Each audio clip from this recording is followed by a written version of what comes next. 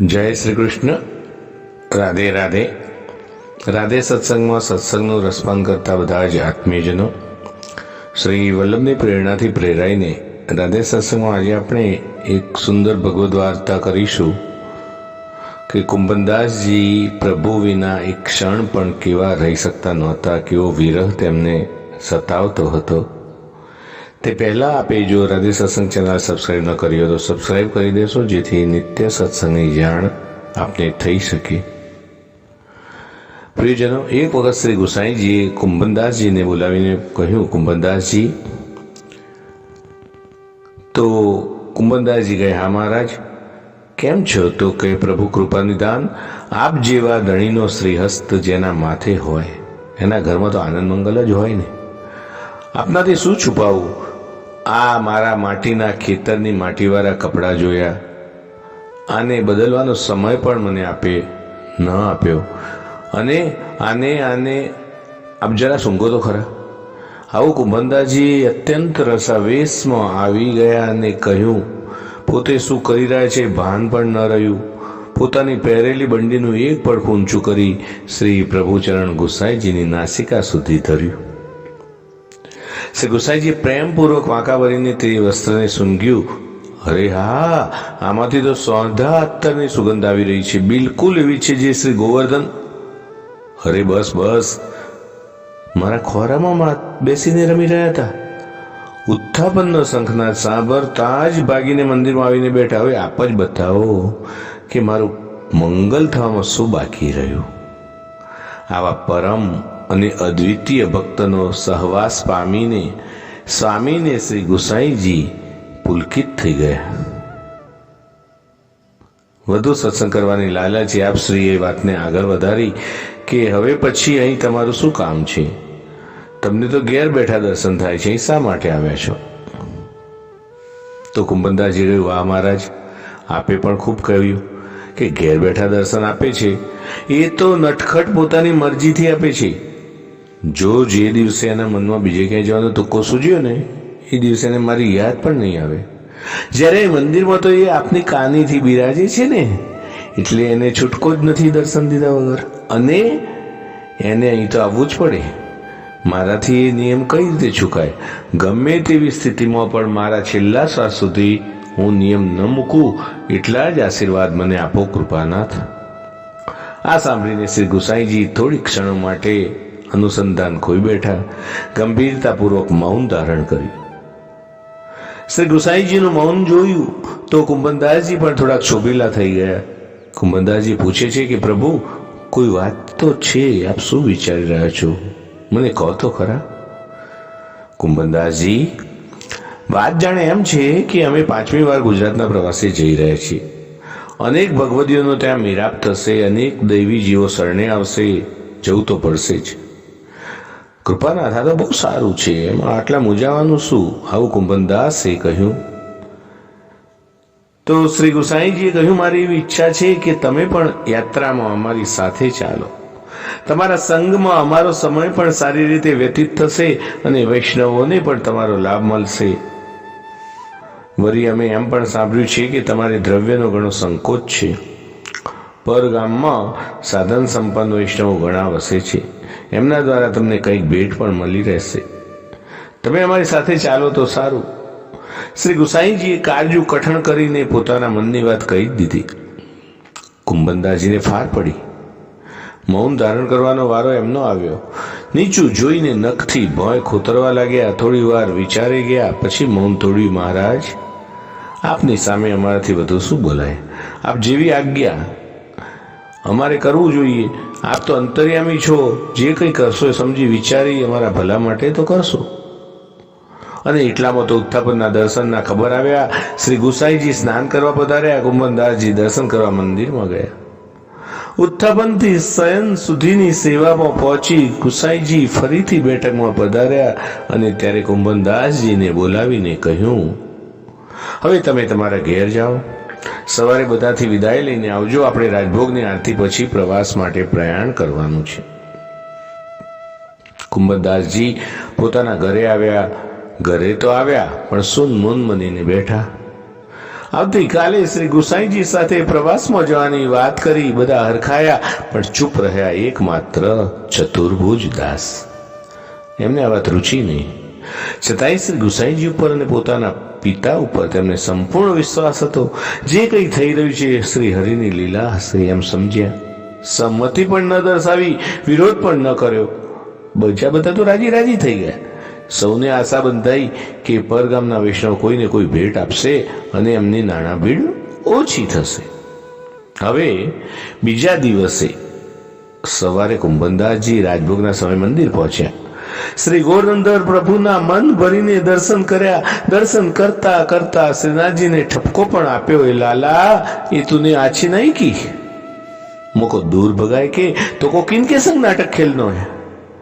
हो तो श्री गुसाई जी महाराज की आज्ञा से परदेश जात हो, पर तो को हो बिना चैन पड़ेगो।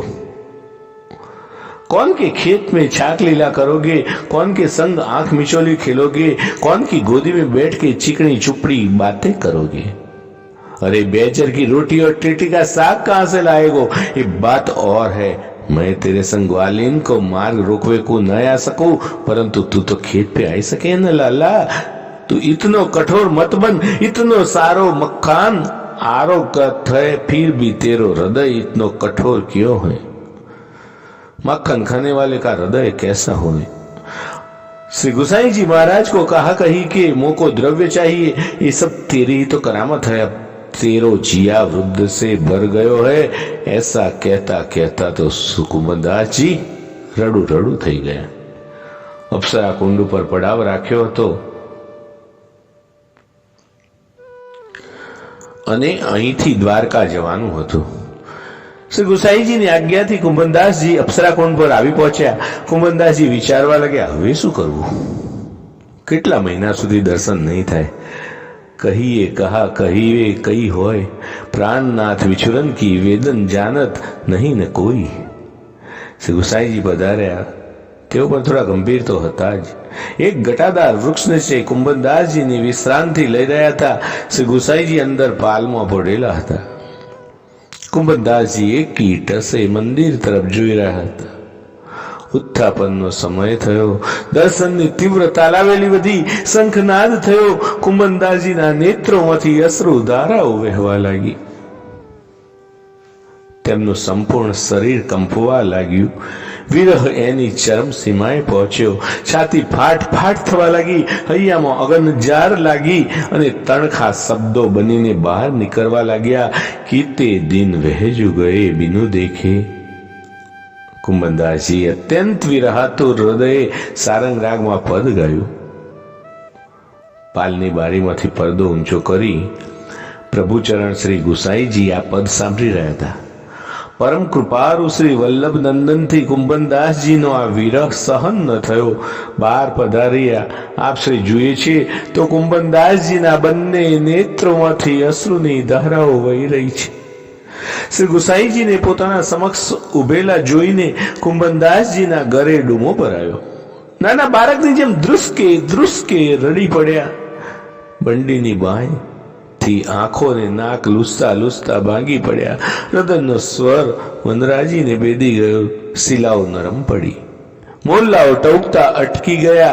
वायु वहतो थंभी गयो। वातावरण गमगीन बनी गયું। श्री गुसाई जी आज्ञा करी, कुंभनदास तमे मंदिर में जईने श्री गोवर्धननाथजी ना दर्शन करो। तमारो प्रवास અહીં જ પૂરો થઈ ગયો છે। તમારા જેવી દશા ત્યાં મંદિરમાં બિરાજેલા શ્રી ગોવર્ધનધરની પણ છે। રાજભોગ પછી અમે પરદેશ ગમન અર્થે એમની આજ્ઞા લેવા ગયા ત્યારે તેઓ અત્યંત ઉદાસ હતા। અમારી સામે ન સ્મિત કર્યું કે ન દ્રષ્ટિ કરી, दृष्टि पर मेरवी नहीं, इतलू पूछू काका जी, हम इतनो सारो माखन आरोगत है, फिर भी हमारो हृदय इतना कठोर क्यों है? माखन जैसो कोमल क्यों नहीं है? कुंभनदास जी, हमारा प्राणनाथ ने कठोर हृदय ना नथी बनावा। जाओ, तमे जाओ।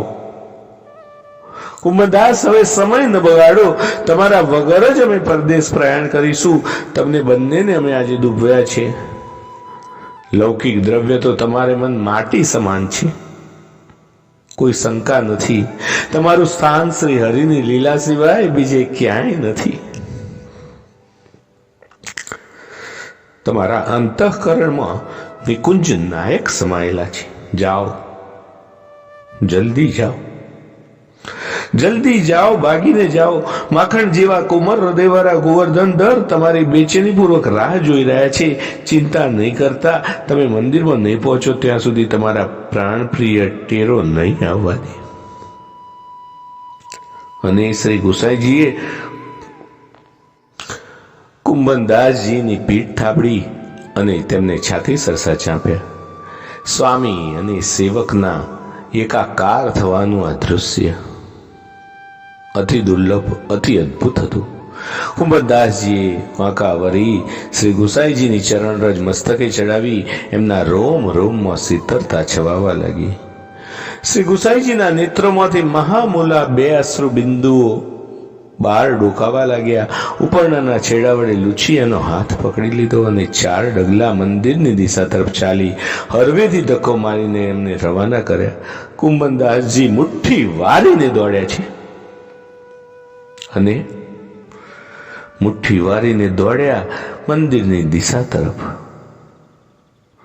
એક શ્વાસે શ્રી ગિરિરાજજી ઉપર ચડી ગયા.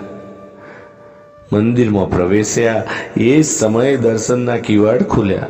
શ્વાસ હેઠો બેઠો અને કુંભનદાસજીના કંઠમાંથી નટરાગમાં એક પદ સર્યું, જો પે ચોપ મિલન કી હોય.